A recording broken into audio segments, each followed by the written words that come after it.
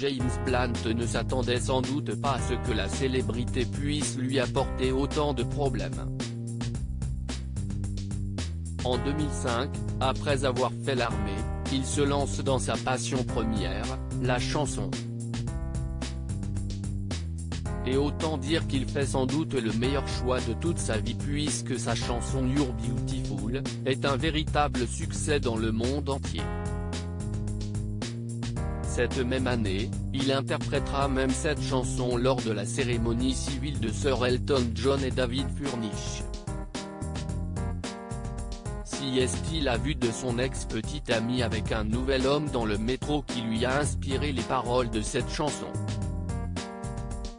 Seulement, comme le rapporte le Mirror, une très grande fan est persuadée que le chanteur était fou amoureux d'elle et la harcelait depuis qu'ils se sont croisés en 1984. C'était assez effrayant.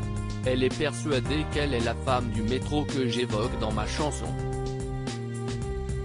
Elle m'a envoyé un document détaillé de 50 pages sur la façon dont je la traque, et si est un peu effrayant, a ainsi expliqué James Blunt, ne comprenant toujours pas comment elle a pu imaginer tout ça.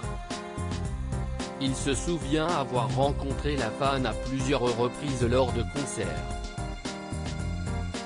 En effet, elle en a fait beaucoup et l'attendait à la sortie soit pour faire une photo, soit pour obtenir un autographe.